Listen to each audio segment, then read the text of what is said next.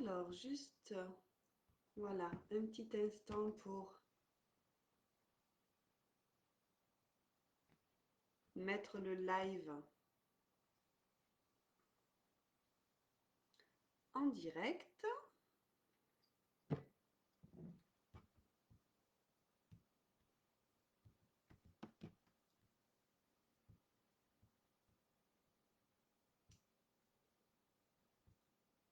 Voilà.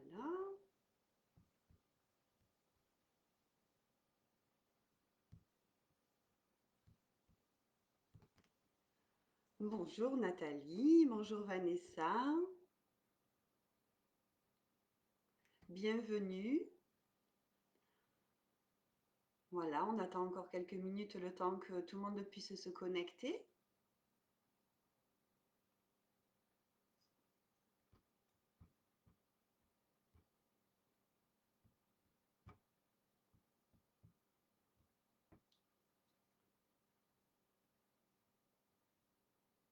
Voilà, bonjour et bienvenue à cette conférence Comprendre l'épigénétique.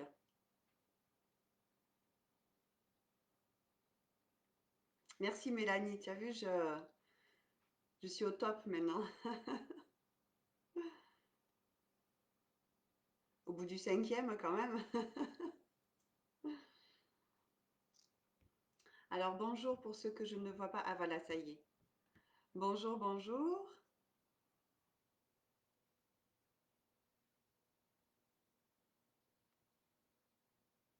Ah, bonjour Nicole.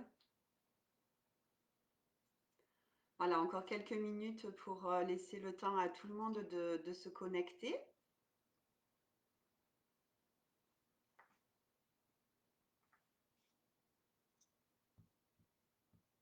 Bonjour Amandine.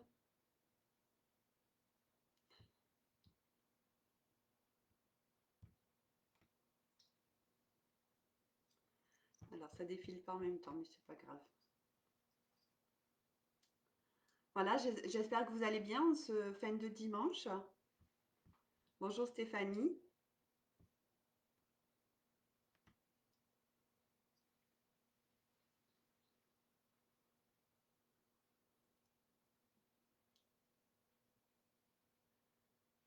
Bonjour Baptiste, bonjour Fanny. Bonjour Jessica. Donc c'est la bonne celle-là, c'est bien l'épigénétique.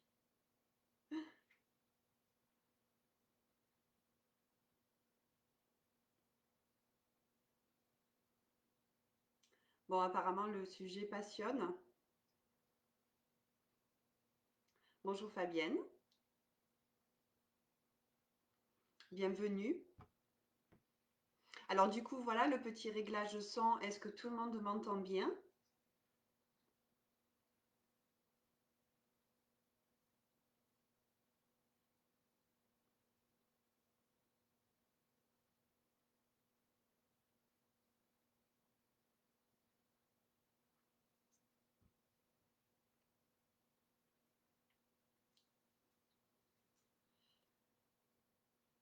Ah là là, qu'est-ce que c'est l'épigénétique? Qu'est-ce que je vais vous raconter aujourd'hui?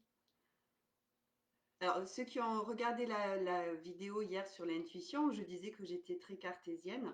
Je pense que là, vous allez bien comprendre que je suis aussi très très rationnelle, très cartésienne.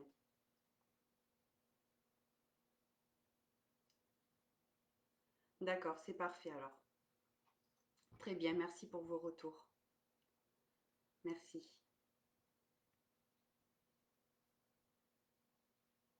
Bah, écoutez, je vais commencer par une petite présentation pour ceux qui ne me connaissent pas. Donc, je m'appelle Lydie Ladebèze, je suis thérapeute psychocorporelle. Je suis aussi énergéticienne et j'ai aussi un parcours en épigénétique. Donc, je suis thérapeute en pratique épigénétique et je vais vous expliquer aujourd'hui pendant 1 heure en quoi cela consiste vraiment et qu'est-ce que ça va vous permettre de pouvoir découvrir et quel est le sens, qu'est-ce que vous allez pouvoir en retirer si vous travaillez en épigénétique, c'est-à-dire en transmission de ce qui vous a été transmis par vos lignées, du côté du papa et de la maman. Bonjour Véronique. Donc voilà, c'est 16 heures, je vais commencer. Donc je vais commencer par la définition de l'épigénétique. Donc la définition de l'épigénétique, c'est la modulation de l'expression de nos gènes sur notre séquence ADN qui va se moduler en fonction de notre environnement, de notre alimentation, de notre capacité à assumer le stress et bien sûr, il va y avoir la transmission. Alors, je pense que c'est important dans cette définition d'un petit peu la décortiquer parce que donc la modulation, vous avez bien compris que c'est une variation. Ça veut dire quoi? Ça veut dire qu'il y a soit l'acétylisation du gène, c'est-à-dire que le gène s'éclaire, est allumé, est réveillé, d'accord? Et il y a la méthylation du gène. Le gène est éteint, on ne le lit plus, il est éteint. Donc, je prends des mots simples hein, quand même pour que tout le monde puisse comprendre. Donc, ça veut dire quoi? Ça veut dire que vous avez hop, les petits dessins, parce que moi, je suis visuelle. Ça veut dire que vous avez votre séquence ADN, n'est-ce pas? Voilà. Sur cette séquence ADN, vous avez des gènes, d'accord? Et ces gènes sont soit éclairés, c'est-à-dire qu'on va pouvoir les lire, soit ils vont être éteints, on ne peut pas les lire.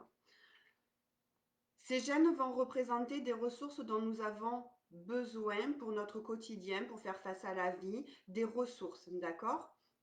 Et ce qui va se passer, c'est que lorsque nos aïeux ont éteint ou allumé, attention, hein, on peut faire les deux tout au long de notre vie, mais lorsqu'ils ont éteint certains de ces gènes, lors de la division cellulaire au niveau de l'embryon, d'accord, l'ADN est transmis à l'enfant, mais la transmission est aussi sur les gènes qui sont éteints ou qui sont allumés.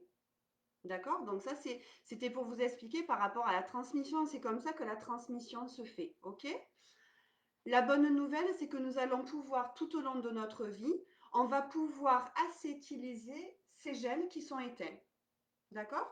Alors, je vais vous prendre un exemple et je pense que vous allez comprendre. C'est comme si on vous donnait un livre. Donc, vous avez un livre, il y a un titre sur ce livre, d'accord? Vous allez le livre, mais il y a des pages qui sont collées que vous ne pouvez pas lire. Du coup, le sens ne va plus du tout être le même. Parce que les pages vont être collées, donc ça veut dire que c'est éteint, le gène est éteint. Moi, ce que je vais vous proposer, c'est de pouvoir les décoller, parce que c'est possible, pour pouvoir donner ce sens, donner le sens à ce livre. Est-ce que tout le monde suit déjà là? Parce que c'est important que tout le monde suive. Sinon, après, je vous perds et vous allez rester une heure larguée. Donc, s'il y a quoi que ce soit, vous me dites là, de suite. C'est très important. Donc, la génétique, c'est sur la séquence ADN et l'épigénétique, c'est les gènes, c'est la lecture de ces gènes. Ça veut dire quoi? Alors, j'ai d'autres exemples aussi parce que je pense que c'est plus parlant. C'est comme une orgue de barbarie. Tout le monde voit ce que c'est, hein. Ce sont des feuilles où il y a des trous qui ont été disposés d'une certaine manière et on va les faire passer avec une manivelle comme ça sur des disques qui vont se passer dans les trous et qui vont créer une musique, d'accord? Mais si je cache des trous, si je les bouche, si vous voulez, et que je le repasse, ça va faire une autre musique.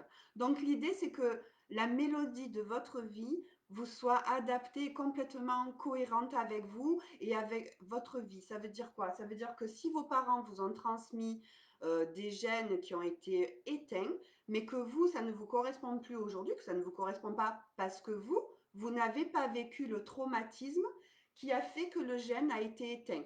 Je vais vous donner des exemples après.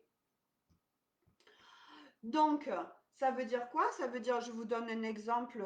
Allez, je commence avec les exemples, d'accord? Euh, une femme, une dame est violée. Elle est violée par un homme et là, elle va peut-être enregistrer, d'accord, que les hommes, c'est dangereux. D'accord? Bref, elle arrive quand même à faire un couple. Elle a des enfants et puis elle a une fille à qui elle a transmis, d'accord, en tous les cas, le comportement de te maintenir les hommes à distance parce qu'ils sont dangereux, ils peuvent être dangereux, d'accord? Mais pourtant, cette jeune dame, elle, rien ne s'est passé pour elle, elle n'a eu aucun traumatisme, elle a juste eu la transmission des conséquences du traumatisme, d'accord? Les comportements, c'est la transmission du traumatisme. Et elle, ben, elle arrive à 30 ans et puis elle veut faire le couple. Elle veut faire le couple, mais il y a quelque chose qui ne va pas. Elle va rencontrer soit effectivement peut-être des hommes un peu dangereux, un peu machos, qui vont venir renforcer sa croyance que les hommes sont peut-être dangereux ou qui veulent la servir ou la soumettre et ainsi de suite. Et pourtant, elle n'a pas vécu le traumatisme. Elle veut faire le couple, d'accord? Mais vous allez me dire, mais comment ça se passe? Je vais vous expliquer. Est-ce que c'est pareil que les liens transgénérationnels? Oui, si vous voulez, ça peut être apparenté aux liens transgénérationnels. La seule chose qu'il faut faire attention, c'est que il faut faire attention à ne pas rester dans un alibi. Voilà. L'épigénétique, c'est vraiment se réapproprier du sens dans son histoire, même si on trouve effectivement ce qui s'est passé dans la lignée ou pas, c'est pas obligé, pour ne pas rester dans la victimisation. C'est-à-dire que la frontière est très étroite entre ah oui, mais moi, ma grand-mère a été violée, donc voilà, c'est pour ça que j'ai des problèmes, nana. Et retrouver, donner du sens pour se libérer justement de la transmission. Voilà, si ça peut vous éclairer. Sinon, je ne connais pas, j'en sais pas plus sur les liens transgénérationnels. Donc, vous allez me dire comment ça se passe. Je vais vous expliquer. Je pense que tout le monde sait maintenant que nous avons 3 cerveaux. D'accord? Voilà, vous les voyez très bien. Donc, vous avez le néocortex. Le néocortex, c'est la pensée élaborée. Hein, je pense à demain, qu'est-ce que je vais manger, j'anticipe, je prévois, je tricote, je me raconte. C'est vraiment la pensée élaborée. D'accord? Les pensées. Le conscient, si vous voulez. Et puis là, on va avoir le cerveau limbique. Alors, qu'est-ce qui se passe dans ce cerveau limbique? C'est là où tout a été enregistré. D'accord? C'est le cerveau émotionnel. Et c'est celui aussi qui va aller demander à chaque fois l'autorisation pour nous mettre en action. Et le reptilien. Le reptilien, c'est manger, boire, dormir, la survie. D'accord? Alors, comment ça se passe dans notre cerveau limbique? Je pense que tout le monde en a entendu parler. Eh bien, dans notre cerveau limbique, je vais effacer le reptilien parce qu'on n'en a pas du tout besoin, d'accord? Revenons à notre exemple de cette jeune femme qui veut faire le couple. Alors là, elle veut faire le couple et tout, elle veut avoir des enfants, tout ça, donc c'est super. Donc elle va aller, si vous voulez, demander, et puis elle va aller demander, ça passe toujours par le cerveau limbique, d'accord? On va le faire un peu plus bas. Voilà, je veux faire le couple avec un homme, qu'est-ce qui se passe? Et le cerveau limbique, il va aller voir, qu'est-ce qui se passe? Ah non, homme égale danger, d'accord? Donc, non, pas de couple. À chaque fois, il va aller renvoyer. Alors, il ne va pas aller en renvoyer une réponse claire et nette, précise, comme non, l'homme est dangereux et faire le couple, c'est dangereux. Non, il va aller renvoyer dans des comportements. Hein, c'est ce que je vous disais. Ou alors, ça va être la personne qui trouve toujours un truc à redire sur l'homme ou sur la femme, hein, bien sûr. Hein, mais, oh non, mais il y a ceci, non, mais il y a cela. Il y en a même qui vont aller se cacher derrière ah non, mais moi, j'aime trop ma liberté, je ne suis pas faite pour ça, et ainsi de suite, d'accord? Ou oui, c'est pas fait pour moi, je vois que c'est fait pour d'autres personnes, mais je pense pas que ça soit fait pour moi. Parce qu'en fait, si vous voulez, là, il a été enregistré l'homme égale danger ou le couple égale danger. Je vais vous donner un exemple concret que j'ai eu en cabinet. Parce que c'est quand ça arrive que c'est des schémas répétitifs, hein, on est bien d'accord. Hein, c'est vraiment d'aller conscientiser des schémas répétitifs qui vraiment m'empêchent de m'épanouir pleinement dans ma vie. Euh, je reçois une dame et elle m'explique, d'accord, que ça fait plusieurs fois, ça fait 3 relations, qu'elle se retrouve en tant que maîtresse. Alors, c'est pas de son choix, hein, pas du tout. Mais voilà, les choses font qu'elle rencontre un homme marié alors qu'il lui dit pas au début. Enfin, vous voyez un peu le schéma. Elle se rend compte, elle tombe amoureuse, bref, ça s'arrête. Et puis un deuxième, et puis un troisième. Et là, elle se dit, non, mais il y a vraiment quelque chose, je les attire. D'accord? Donc vraiment, on est dans ces schémas-là, j'attire quelque chose, il y a un schéma répétitif, qu'est-ce qui se passe? Eh bien, on est allé voir un petit peu, on est allé donner du sens. Alors, elle, c'était pas en transmission, mais c'était dans ce qu'elle avait appris. Rappelez-vous que la modulation de l'expression des gènes peut se faire aussi en fonction de notre environnement et de ce qui se passe et de ce que nous, on apprend inconsciemment. Ses parents n'avaient absolument, c'était des colocataires, c'était devenu des colocataires. Il n'y avait absolument plus, comment dire, de vie de couple, de vie sexuée, d'accord? Et cette jeune femme l'avait pas conscientisé, mais c'est ce qu'elle avait appris. Ça veut dire quoi? Ça veut dire que quand on est en couple, il n'y a plus de plaisir. Il n'y a plus de plaisir charnel, il n'y a plus de joie, il n'y a plus d'intensité. Donc en fait, si vous voulez, elle, la place de la maîtresse, puisque je pense que le papa avait dû avoir des maîtresses, la place de la maîtresse, c'était la bonne place pour elle. Vous comprenez ce que je veux dire? Donc en fait, qu'est-ce qui s'est passé? On a travaillé ensemble, elle a travaillé pour redonner une autre information à son cerveau limbique que elle allait faire un couple comme elle l'entendait, avec de l'intensité, avec de l'amour, avec de la sexualité, avec des rires, avec des peines aussi. Mais vous voyez ce que je veux dire? Pour aller donner une autre information que celle que couple égale morosité. Je vous donne des exemples, c'est vraiment pour qu'on soit sur la même longueur d'onde. Mais vous comprenez ce que je veux dire? Donc, on est allé donner une autre information à son cerveau limbique pour que son cerveau limbique soit rassuré et surtout qu'à partir de ce moment-là, elle choisisse cette information-là. Est-ce que ça va pour tout le monde? Parce que là aussi, c'est important, il faut bien suivre.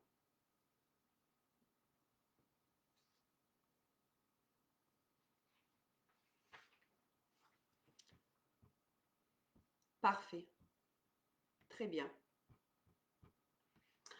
Donc, la bonne nouvelle que je vous disais tout à l'heure, c'était qu'effectivement, c'était réversible. Ça veut dire quoi? Ça veut dire que tout au long de notre vie, nous allons pouvoir soit éclairer, alors l'idée c'est d'éclairer bien sûr ces gènes, bien sûr avec des traumatismes qu'on va peut-être avoir nous aussi, hein, c'est de les éteindre, mais l'idée c'est vraiment de pouvoir les rallumer. Et n'oubliez pas que ces gènes, sont des ressources dont nous avons besoin. Voilà, sont des ressources dont nous avons besoin. Je regarde à chaque fois sur le côté parce que vous me mettez des mots et je veux que tout le monde le suive, c'est vraiment important. Donc, qu'on peut allumer ces gènes tout au long de notre vie. Alors, la mauvaise nouvelle, et ça je pense qu'il faut qu'on en soit vraiment conscient, alors c'est scientifiquement prouvé, hein, vous pouvez aller voir aussi s'il y a des mots qui vous parlent, vous pouvez aller regarder un petit peu après sur internet, vous prenez une feuille et vous les notez. Euh, c'est qu'à 5%, nous sommes vraiment dans le libre arbitre et dans le choix. Les 95 autres pourcents, nous sommes en fait juste des réactionnels. C'est ce fameux schéma. Ça vient demander à mon cerveau limbique, ça renvoie la réponse. Je n'ai absolument aucune, comment dire, main levée là-dessus. Par contre, la bonne nouvelle, c'est que si vous êtes là à cette conférence, c'est votre choix et que vous avez pris la conscience, la mesure, et du coup, vous vous êtes mis en branle pour vraiment changer des choses dans votre vie consciemment et d'aller voir un petit peu qu'est-ce qui se passe, quel est le sens de vos comportements, quelles sont vos croyances qui sont cachées derrière, du coup, qui ont formé des blocages pour pouvoir les enlever et vivre votre vie adaptée à vous. Attention, peut-être que au jour d'aujourd'hui, vous n'allez pas peut-être enlever une certaine croyance et vous l'enlèverez dans 2 ans, dans 3 ans parce qu'elle va émerger. Pourquoi? Ça, c'est très important aussi, hein. Et c'est là où il faut il faut absolument dénigrer aucune stratégie de survie qui a été mise en place, d'accord? Parce que euh, vous avez le traumatisme, d'accord? Ça, c'est le traumatisme dans votre ligne de vie, ok?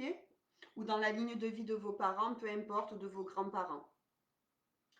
Le traumatisme va générer une conséquence, une adaptation, d'accord? Alors, quelqu'un a été agressé, reprenons l'histoire de cette dame qui a été violée, peut-être qu'elle, son comportement, après, elle va, vous savez, maintenir un peu les gens à distance, être un peu sévère, non, non, pas trop d'amis. Vous voyez ce que je veux dire, ce mouvement-là énergétique de maintenir les gens à distance, d'être un peu sur la défensive.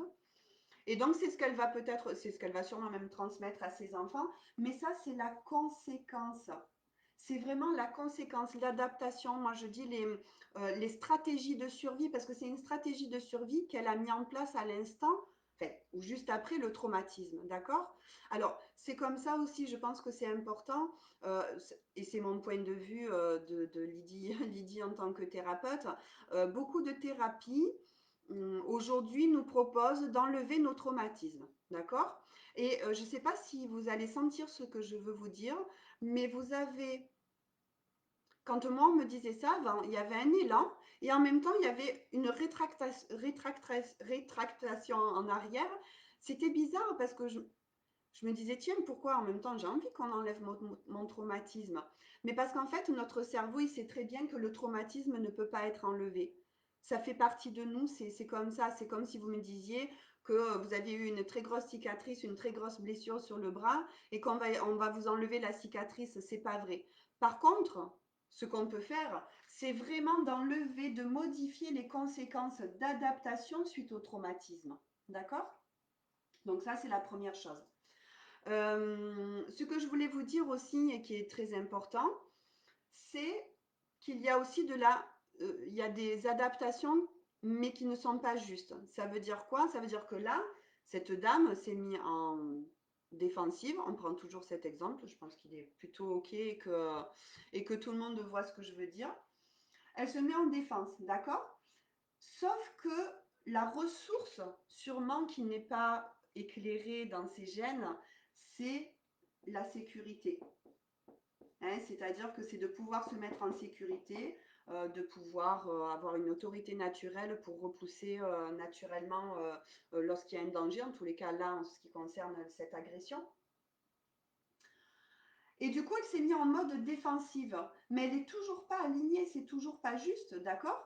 Et peut-être que la transmission qu'elle va faire à sa fille, elle était toujours sur la défensive, et bien peut-être que sa fille, elle va être au contraire trop tolérante, elle va laisser rentrer tout le monde dans sa vie, tout le monde elle va être plus soumise et ainsi de suite, parce que c'est toujours pas, si vous voulez, ajusté. Est-ce que c'est clair pour vous?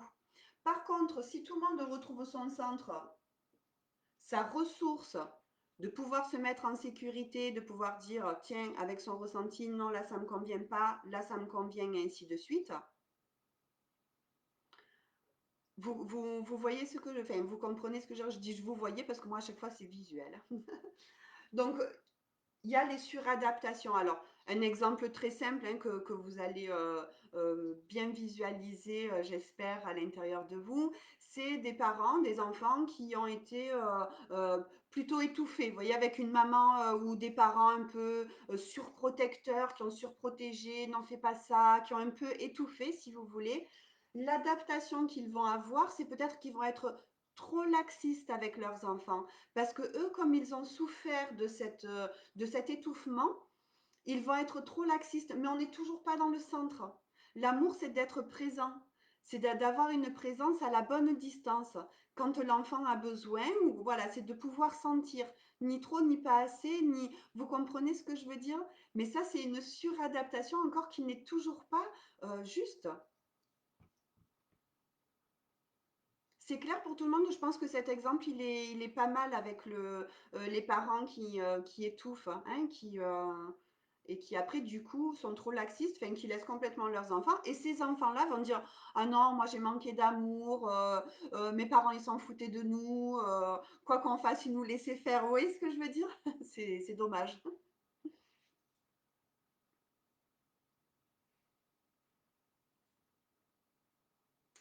Donc voilà, donc vous avez compris cet orgue de barbarie hein, qui va venir lire notre séquence génétique et du coup qui va nous faire, comme les 95% que je vous disais tout à l'heure, des comportements, des habitudes, des réactions. Hein, je le publiais il n'y a pas longtemps encore sur ma page.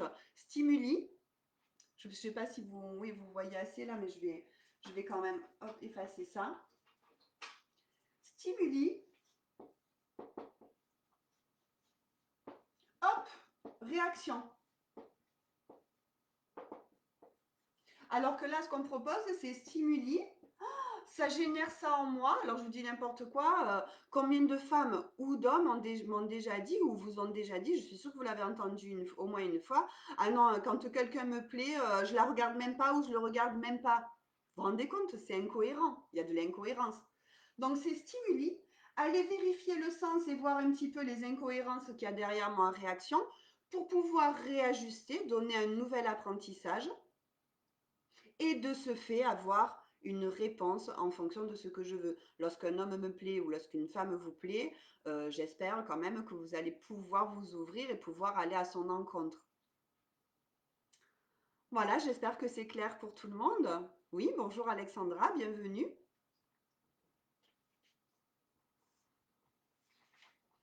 Alors, pour vous donner encore un exemple sur le fait euh, alors voilà, cette thérapie-là, pardon, c'est vraiment quand on a déjà fait un travail, me semble-t-il. On ne peut pas arriver en thérapie épigénétique lorsqu'on a encore des rancœurs envers ses parents, des rancœurs envers le frère, l'oncle, la sœur et ainsi de suite. On est encore dans la colère, on est encore dans l'identification à la blessure. C'est vraiment un stade où on arrive à se réapproprier l'histoire. Ça veut dire quoi? Ça veut dire, ok, ok, mes parents, ils étaient comme ça. Ok, j'ai subi ça. Ok, il s'est passé ça. Ok, ils m'ont transmis ça, transgénérationnel et ainsi de suite. Par contre, au jour d'aujourd'hui, je fais le choix de me réapproprier cette histoire. Et moi, ça, ce comportement, cette réaction, cette façon de faire, je n'en veux plus. Ça ne me correspond pas, ça ne me va pas, ça ne me convient pas. Je vais changer ça.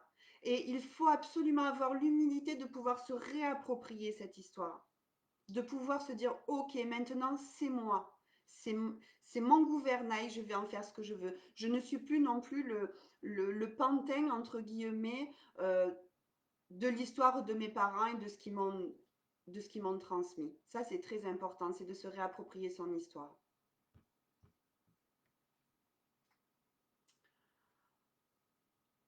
Du coup, je me suis égarée. Bon, je voulais vous donner un autre exemple aussi. C'est une cliente qui arrive dans mon cabinet. Je pense que ça va bien vous parler, ça. Et elle me dit, voilà, j'ai une petite fille d'1 an. Moi, je vous raccourcis, hein. J'ai une petite fille d'1 an. J'ai été élevée, moi, que dans l'écrit, dans l'écrit, c'était horrible. Et je me suis toujours juré que jamais, mais au grand jamais, je ne crierai sur mon enfant. D'accord? Sauf que là, la petite commence à avoir 1 an, et vous savez, vers 1 an, ça commence à marcher, ça touche à tout, ça veut grimper, ça court, tout ça. Et là, elle me dit, c'est hallucinant, c'est plus fort que moi, je crie. Et elle était désespérée. Oui, c'est ça que je voulais vous dire. Et en fait, cette thérapie s'adresse aussi aux personnes, voilà, qui sont en conscience. Ça veut dire quoi? Ça veut dire, je sais, rappelez-vous mon petit schéma de tout à l'heure, hein, avec ma pensée élaborée, je sais très bien qu'il ne faut pas crier sur un enfant. C'est ridicule, il n'entend rien. Et puis moi, je m'énerve. Lui, il a peur. C'est stérile comme réaction. Je le sais. Par contre, c'est plus fort que moi. Je crie. Hein? C'est comme si, qui ne sait pas dans cette séance-là, vous savez tous qu'il est nécessaire, voire primordial, d'avoir des pensées créatrices, que nos pensées soient positives parce qu'elles sont créatrices. Mais qui vraiment arrive à 100% à avoir tout le temps des pensées positives? Vous comprenez? Donc ça veut dire que je sais, mais c'est plus fort que moi. D'accord? Donc qu'est-ce qu'on est allé vérifier? On est allé vérifier qu'elle, dans son cerveau limbique, d'accord, quand il était enregistré, je dois communiquer ou je dois me faire obéir, d'accord, je dois me faire obéir, eh bien, qu'est-ce qui se passe? Elle avait l'information. Hein, alors, je vous donne les neurones qui font comme ça, elles vont visiter. Hop, qu'est-ce qui se passe pour se faire obéir? Ah ben tiens, réponse, cri. Réponse, cri. Donc, qu'est-ce qu'elle fait? Elle envoie l'information à son cerveau limbique qu'il est nécessaire là de se faire obéir. Pas de problème.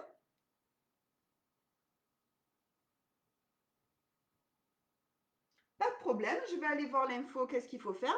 Hop, je crie. Donc, vous vous rappelez tout à l'heure, je vous disais qu'il y avait une bonne nouvelle qu'on pouvait allumer donc nos gènes pour pouvoir être adaptés. Eh bien, c'est là que va intervenir La neuroplasticité cérébrale. Alors ça aussi, ce sont des découvertes scientifiques de ces dernières années, d'accord? Il faut savoir que dans notre cerveau, vous pouvez aller vérifier si vous voulez, c'est de la neurogénèse. Dans notre cerveau, nous avons des cellules souches qui peuvent créer à l'infini des neurones et de ce fait, de nouvelles connexions synaptiques, de nouveaux réseaux comme ça. Ça veut dire quoi? Ça veut dire que quand je vais demander l'information de obéir, je vais aller créer un autre réseau synaptique beaucoup plus adapté parce que moi, je sais consciemment que crier, c'est complètement stérile sur un enfant. Je vais aller créer un autre réseau synaptique avec la plasticité cérébrale qui est, eh ben, tiens, maintenant, pour me faire obéir, je vais élever le ton, je vais poser ma voix, je vais être ferme, et on va trouver à ce moment-là ce qui est le plus adapté pour vous, pour votre nouvelle vie sans cri. Et donc, on va au fur et à mesure donner cette nouvelle information, ce nouvel apprentissage. Pourquoi? J'imagine que beaucoup d'entre vous ont peut-être fait de la kinésiologie, des choses comme ça, ou des choses, des thérapies, qui vous proposent d'aller éradiquer d'abord, par exemple, le cri. Ah ben, il ne faut plus crier, ma petite dame. Hein. Non, non, ça, on ne crie plus. Hein. Non, non, il ne faut plus crier. Je vous exagère, hein, mais c'est pour vous dire. Par contre, dans votre cerveau, qui lui est performant, lui, il est performant, il est binaire, hein, c'est ou 1 ou 0. Lui, il est performant, il veut juste que vous soyez en bonne santé tout le temps, il régule, il fait que ça. Il n'a pas de conscience, si vous voulez. Il ne se dit pas, ah oui, non, crier, c'est pas bien. Non. Votre cerveau, là, si vous voulez lui enlever ce qu'il a appris pour se faire obéir, il va y avoir un vide, il ne vous laissera jamais faire. C'est pas possible. Ça va créer un vide parce que c'est une structure, c'est une stratégie. Vous essayez d'enlever une stratégie. C'est comme si vous étiez boiteux, que vous aviez eu un accident. Vous avez une béquille et je vous enlève la béquille. Non, on va d'abord faire de la rééducation, même si ça, c'est pas de la rééducation, mais peut-être trouver une autre façon de marcher et après, on enlève la béquille. Sinon, si je vous enlève la béquille, qu'est-ce qui va se passer? Mais vous allez avoir un taux de surstress pas possible. Vous allez vous sentir en panique. Le cerveau va verrouiller les apprentissages. Donc, c'est comme les enfants. Un enfant, si vous le stressez alors qu'il est en apprentissage, il n'intègre pas. C'est pas vrai, c'est pas possible. Donc, votre cerveau va faire barrière au nouvel apprentissage. Il va tout verrouiller. Et puis, 3 jours après, vous vous remettez à crier. Est-ce que c'est clair pour tout le monde? Je pense que oui. Donc, Fabienne, pas vous, à quel niveau? Pas vous, vous n'avez pas tout compris? Dites-moi à quel niveau et je reviens dessus. Je finis juste un petit peu ça. Donc, vous voyez, ça, c'est très, très important aussi.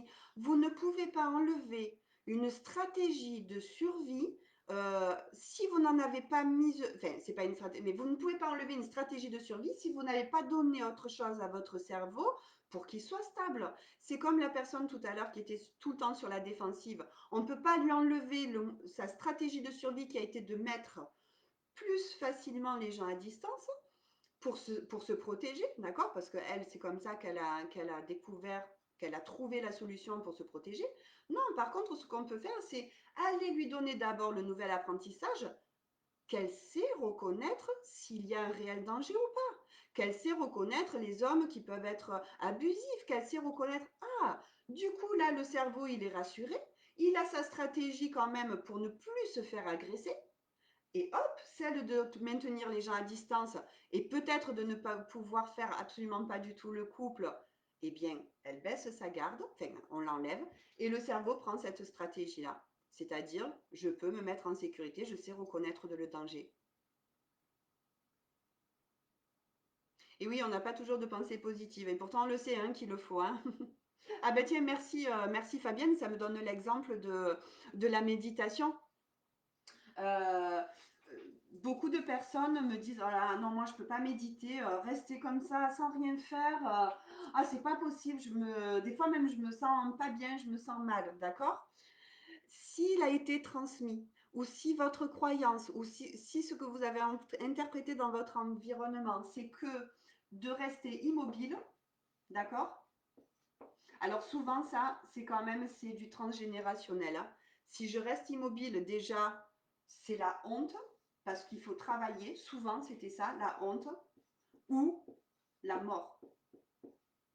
D'accord? Eh bien, vous, quand vous allez vouloir rester immobile pour faire cette méditation, hein, vous avez vu, des fois, ça fait quelque chose comme un stress, on n'est pas bien, mais qu'est-ce qui se passe et tout, parce que ça vient réveiller, si vous voulez, cette mémoire, ça vient réveiller cette croyance. Voilà, c'est aussi simple que ça. Je vais vous donner un exemple, hein, moi, très concret que j'ai eu. J'ai eu un accident assez grave de sport, d'équitation, j'avais 13-14 ans. Bon, voilà, et puis ça s'est passé. J'ai fait d'autres sports un peu moins, comment dire, dangereux. Et puis après, voilà, les choses de la vie, j'ai pas repris forcément un sport de façon régulière. Et quand j'ai voulu m'y remettre il y a à peu près 15 ans, je me trouvais toujours une excuse. J'y allais pas. Ah non, mais j'ai mieux ça à faire à la maison. Ah oui, mais si. Ah oui, mais là. Vous voyez là ce mécanisme qu'on met en place? Et comme j'étais déjà en pratique épigénétique, en thérapie, je me suis dit, bon, allez, Lydie, qu'est-ce qui se passe?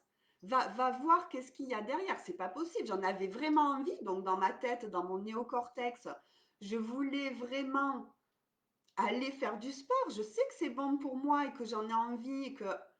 Mais le cerveau limbique, il disait, attention, sport égale danger.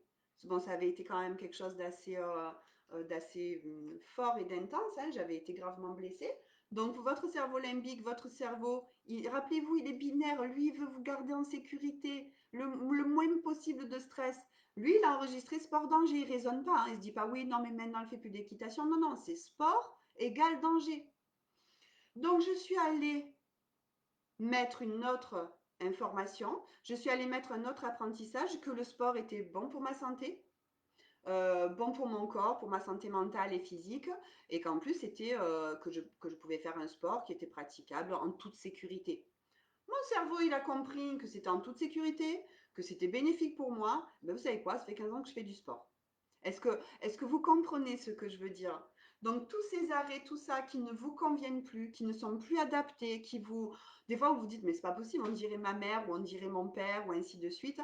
Eh bien, allez voir dans le transgénérationnel, allez voir dans l'épigénétique. Vous savez, on a beaucoup étudié sur les petits-enfants des juifs qui avaient été déportés, pardon, tout ça, qui avaient été mis dans les camps. Et on sait, pourtant eux n'ont pas vécu hein, ces camps, mais ils avaient toujours la notion du silence, de ne pas dire, il ne faut rien divulguer, faut pas parler, parce que justement, leurs grands-parents s'étaient sauvés comme ça, ou alors avaient été mis en danger par rapport à ça. Même pendant les attentats du 11 septembre, hein, ils ont fait beaucoup de recherches là-dessus. Les femmes qui étaient enceintes à cette époque-là, donc le bébé qui n'a pas subi le traumatisme, quand il est né, et après ils les ont suivis, tout ça, avaient des taux de cortisol, mais énormes, comme s'ils avaient eux-mêmes subi ces attentats, hein. C'est très intéressant, vous pouvez aller voir, il y a plein de choses qui sont faites sur Internet, de recherches, de choses comme ça. Et c'est très intéressant parce que jusqu'à la fin de votre vie, c'est ça moi, pour moi, ça a été un cadeau. Ça a été parce que je ne sais pas si vous vous rappelez, il y a 20-25 ans, on disait oh non, mais maintenant je suis comme ça, on peut pas me changer, on peut pas se changer, ainsi de suite. Et le cadeau que j'ai eu quand j'ai su que mais si on pouvait changer, on pouvait modifier nos comportements à l'infini, mais c'est génial. Vous vous rendez compte, on a vraiment la possibilité de pouvoir modifier nos comportements qui nous conviennent plus. Mais c'est cadeau. Et ça peut aller très vite. C'est pour ça que cette thérapie est dite une thérapie brève. Alors attention, hein, des fois les gens me disent ah, combien de séances? Non, c'est pas thérapie brève, ça veut dire que vous n'allez pas passer des années sur le même sujet. Mais lorsque vous mettez un an et demi déjà à ça, je peux vous dire que l'oignon, il est bien plus qu'épluché.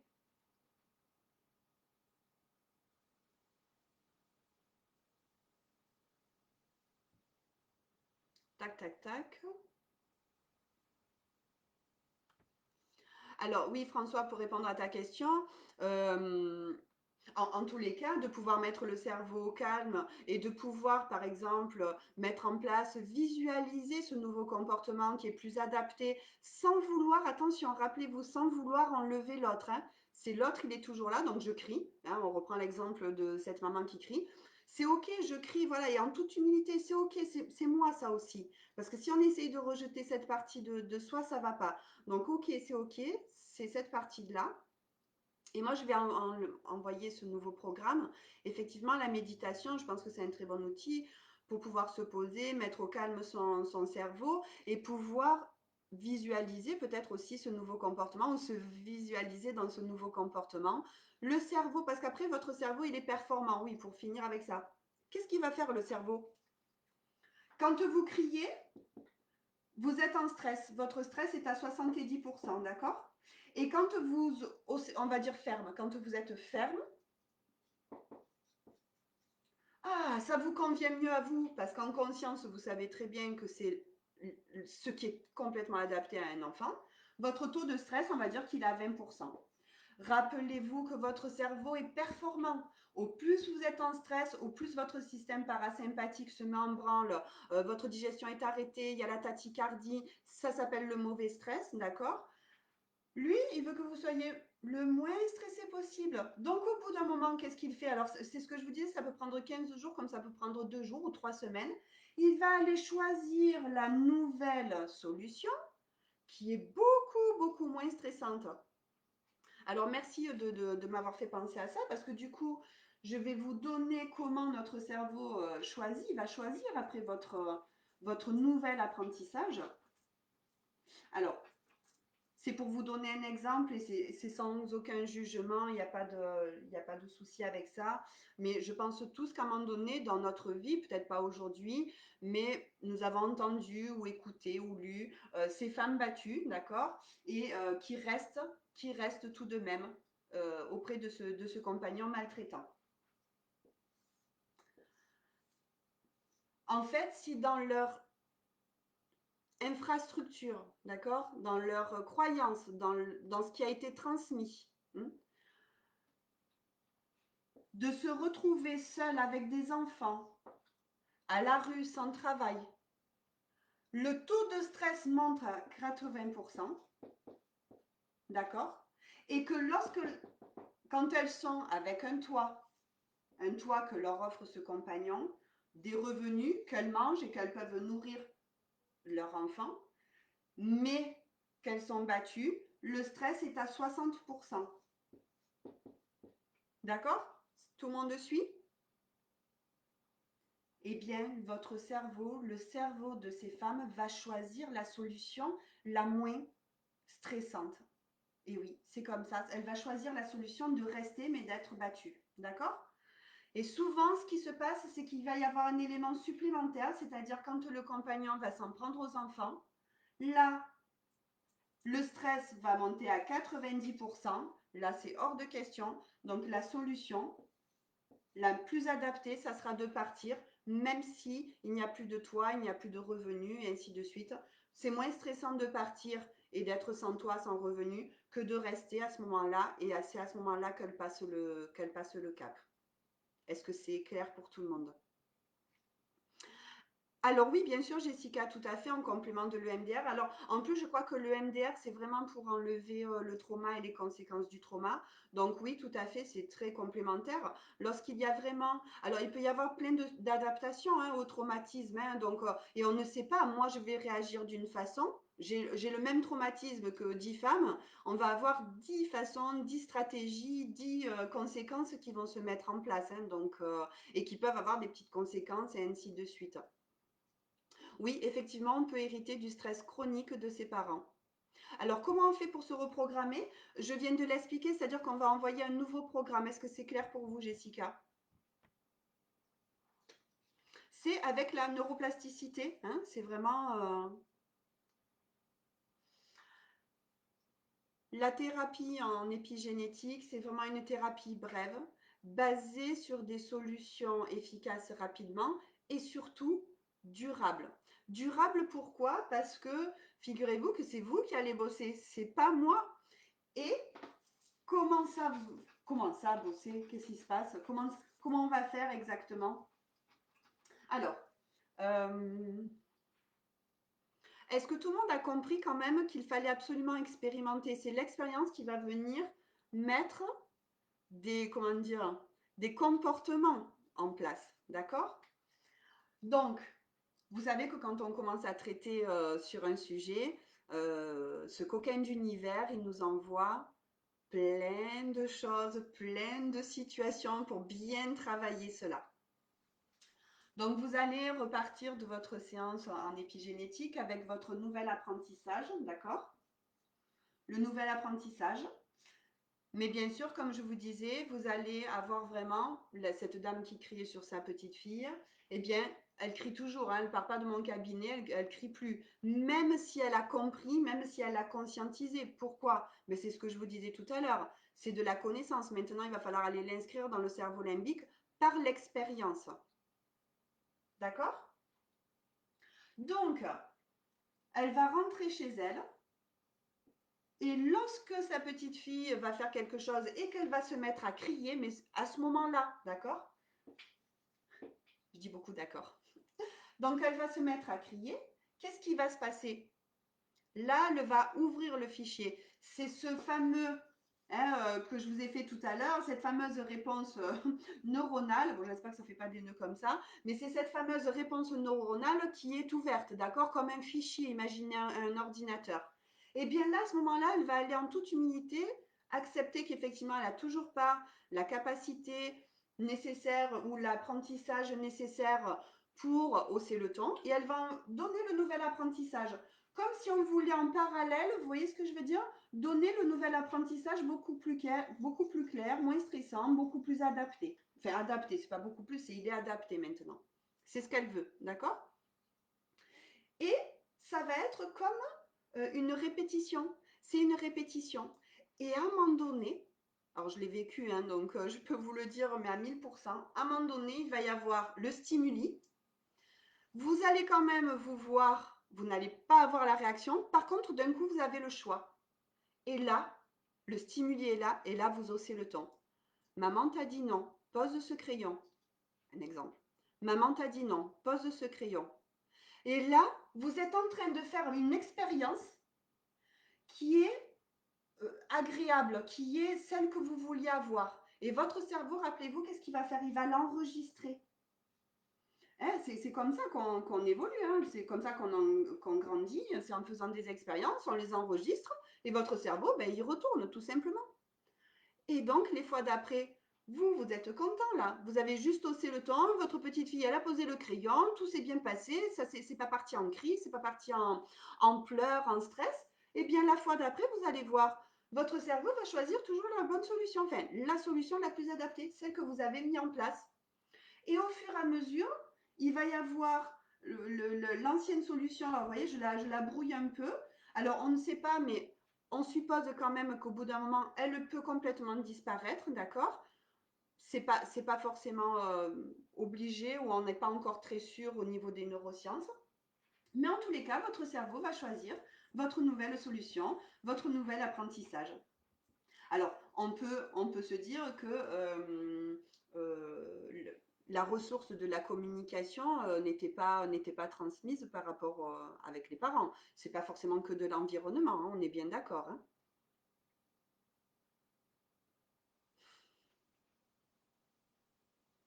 Est-ce que c'est clair pour tout le monde?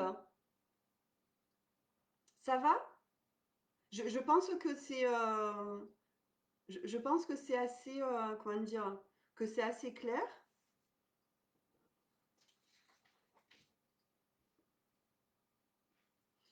Donc n'oubliez pas, hein, on peut passer notre vie à lire des livres et à acquérir de nombreux savoirs et de nombreuses connaissances. Et moi, la première, hein, je pourrais vous montrer, j'ai plein de bouquins.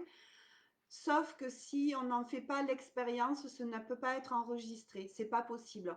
Ça, c'est pareil, hein, vous pouvez aller voir sur Internet, ça s'appelle le circuit de récompense. Donc, je vais aller faire une expérience, une nouvelle expérience, d'accord? Alors, je prends toujours le même exemple, c'est celui des sushis. J'ai jamais mangé de sushis. Je vais aller manger des sushis pour la première fois de ma vie. Soit effectivement, c'est une expérience agréable. Et donc là, je vais aller l'enregistrer, d'accord? Soit c'est une expérience désagréable, désagréable. Et là, bien sûr aussi, je vais aller l'enregistrer pour ne pas la refaire, d'accord? Et c'est comme ça. Il y a trois façons d'appréhender une expérience. Agréable, désagréable, et c'est très rare, c'est le danger. C'est le cerveau reptilien en principe qui utilise ça. Sauf que souvent, ce qui s'est passé, c'est que dans notre enfance, tout a été enregistré en tant que danger parce que le taux de stress a tellement été énorme que le cerveau l'a vraiment enregistré comme un danger de vie ou de mort. Alors qu'aujourd'hui, on le sait très bien, on n'est plus dans les grottes avec les mammouths. Notre taux de dangerosité, de se sentir en danger de vie ou de mort, est très très infime, à part peut-être quand on prend la voiture, mais voilà, c'est vraiment très très infime. Donc voilà, agréable, désagréable, danger. Donc la pratique épigénétique va pouvoir vous libérer de phobie, d'angoisse, euh, de figement aussi, parce que souvent ce qui s'est passé, c'est que si vous êtes trop stressé, si vous êtes dans un état de stress permanent, que vous ont aussi transmis vos parents, alors des fois c'est bête, hein, mais ils nous ont transmis que la vie c'est dur, la vie c'est une lutte, la vie c'est, vous voyez ce que je veux dire, ce truc là, on l'a subi parce qu'il y a une notion de danger. Alors après, il faut aller peut-être voir dans le transgénérationnel, hein, ça, il n'y a pas de problème et je ne leur enlève pas du tout. Et donc, c'est d'aller libérer ça pour vraiment libérer notre plein potentiel. Notre plein potentiel. Et de pouvoir vraiment à chaque instant de sa vie, pouvoir mettre le comportement qu'on a envie, de pouvoir que ça reste pas à l'ordre du rêve. Peut-être cette maman idéale, en tous les cas, qui crie pas que cette dame voulait avoir. Le couple aussi de cette dame qui n'avait que des amants, enfin qui n'était que la maîtresse. Donc vraiment, c'est très très très intéressant et ça va vraiment aller en complément de plein de techniques. Pour ma part, en ce qui me concerne, quand j'ai rencontré l'épigénétique il y a une quinzaine d'années, je l'ai d'abord pratiqué en tant que patiente, que cliente. Je cherchais beaucoup. J'étais déjà dans le bien-être, dans tout ça. Ça va faire 20 ans. Donc voilà, ça faisait 5 ans que je potassais pas mal beaucoup. Sur toutes ces thérapies, il y avait l'hypnose, il y avait la PNL, tout ça. Et à chaque fois, il me manquait quelque chose. Vous voyez ce que je veux dire? Il me manquait un. Et puis moi, j'aime bien faire par moi-même, donc il manquait quelque chose. Et vraiment, quand j'ai rencontré cette pratique, waouh, voilà, c'était ça que je recherchais. Est-ce que vous avez des questions? Il nous reste encore quelques minutes si vous voulez, euh, voilà, si vous voulez me poser quelques questions.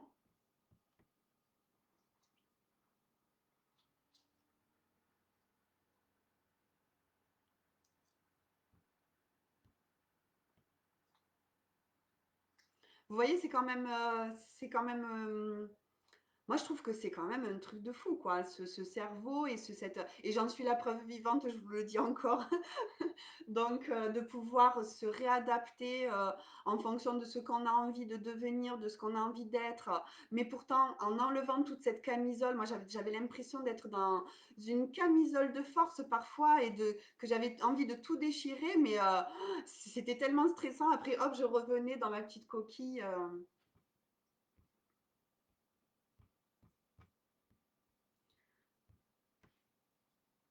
Bon, en tous les cas, je vous remercie beaucoup d'avoir été avec moi pour cette conférence. J'attends que les questions arrivent. Comment ça se passe la pratique? Alors, la pratique, donc, c'est une consultation. La pratique, c'est une consultation, c'est vraiment une consultation. On va aller voir le schéma, le comportement qui est obsolète, qui ne vous convient plus. On va aller trouver le sens. Quel est le sens? Quelle est la croyance qui se cache derrière pour pouvoir donner le nouvel apprentissage? D'accord? En sachant qu'il faut être très vigilant parce que c'est ce que je vous disais. Si votre cerveau, pour X milliards de raisons, il croit que vous voulez enlever une stratégie de survie, il croit que vous allez vous mettre en danger, ou alors je vous dis n'importe quoi, mais des fois, les personnes veulent venir changer quelque chose, d'accord? Sauf elles ont la peur d'être manipulées. Et donc, elles viennent voir un thérapeute qui leur donne un nouvel apprentissage, mais la peur d'être manipulée vient, comment dire, euh, tout inhiber. Ça fait rien du tout. Donc, la personne, en fait, elle veut, mais elle est en oui, ouais, oui. Oui, ouais, ouais. Vous voyez ce que je veux dire? Elle est en mode défensive. Donc en fait, moi, je leur fais prendre conscience qu'à la base, il y a autre chose à travailler. C'est-à-dire, pas la peur de me faire manipuler, c'est que je dois aller enregistrer, que j'ai la capacité de pouvoir, euh, comment dire, voir quand il y a un manipulateur ou quand on essaye de me manipuler. Et on va commencer par là pour après aller voir l'autre stratégie qui ne vous convient plus. C'est très très très subtil et il faut que vous ayez quelqu'un en face de vous qui peut vous faire l'effet miroir et peut vous faire réfléchir là-dessus. C'est pas juste, ah tiens, j'arrive pas à faire le couple, couple égale danger, ah ben non, je vais envoyer la nouvelle info, couple égale bonheur. C'est beaucoup plus complexe que ça. Là, en 1 heure, j'ai essayé vraiment de vous expliquer avec des exemples faciles, mais c'est très très très précis, c'est très, comment dire, c'est subtil. Il faut que votre thérapeute en face de vous soit assez fin pour pouvoir découvrir s'il n'y a pas d'autres stratégies en avant qui viennent vous éteindre, vous dissimuler l'autre stratégie. Enfin, vous voyez, c'est une imbrication quand même.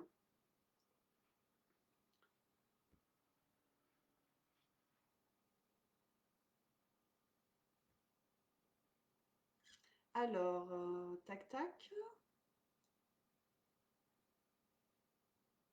Ah ben oui, merci François de me dire ça parce qu'il faut que vous sachiez que lorsqu'on fait un travail sur nous et que moi par exemple je travaille sur moi, je vais donc éclairer une nouvelle gène de transmission, je vais modifier mon comportement et mes enfants qui vivent avec moi, mes filles qui vivent avec moi vont avoir la transmission aussi. C'est leur gène, si je leur avais transmis éteint et que moi pendant ma vie je l'allume, ça va se transmettre. Voilà. Surtout tant qu'ils sont sous le même toit avec nous, donc ça répond à l'environnement aussi. Impossible d'en manger depuis, ben oui, ne m'étonne pas, effectivement, c'est un sacré traumatisme. Mm. Donc oui, bien sûr, ça peut, hein, bien sûr, tout à fait, hein. Oui, tout à fait, parce que si le traumatisme, c'est-à-dire que si l'apprentissage de la langue est associé à ce traumatisme, d'accord? Donc la conséquence, ça a pu être, eh ben, je ne parle plus, je ne sais pas hein, ce qui s'est passé, mais par exemple, je ne parle plus, ou à chaque fois que je parle, oh, ça me met en stress, rappelez-vous, à 90% parce que ça vient réveiller le traumatisme. Effectivement, ça peut aider, pardon, l'épigénétique.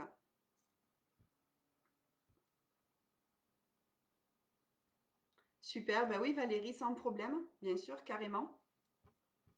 Alors n'oubliez pas, bien sûr, hein, un rendez-vous, ça peut vous donner un éclairage, tout ça, et c'est votre choix, voilà, il n'y a pas de souci. Mais il faut quand même s'engager un minimum sur ce chemin-là, parce que c'est ce que je vous disais. Des fois, vous voyez, hop, vous avez vu ce comportement-là qui ne vous convient plus, d'accord? Alors, je vais parler peut-être pour les régimes, hein. Un exemple, c'est l'exemple qui est toujours, qui est souvent associé. Mais si vous voulez, en amont, il y a d'autres choses qu'il va falloir qu'on aille voir, qu'on aille révéler, d'accord? Pour complètement libérer celui-là, parce que ce sont des imbrications.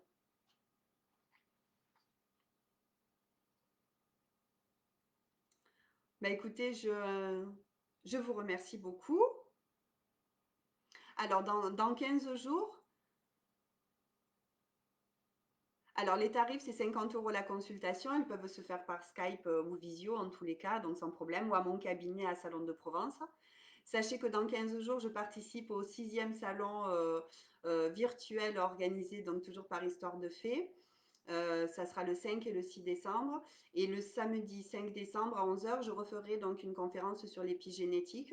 Alors, c'est toujours plus ou moins la même, mais il y a des infos qui viennent, il y en a d'autres, il y a d'autres questions, donc il y a d'autres élaborations. Donc si vous voulez venir à cette nouvelle conférence, c'est avec plaisir. Voilà, en tous les cas, je vous remercie une fois de plus. Je vois qu'il n'y a pas trop de questions. Si jamais il y avait des questions, vous savez que vous pouvez aller sur mon Messenger pro sans problème. Comme ça, ben là, je vais rendre l'antenne pour que vous puissiez aller continuer les conférences qui sont encore proposées durant tout le dimanche. Voilà, merci beaucoup. Merci à vous et passez une bonne fin de journée. Au revoir.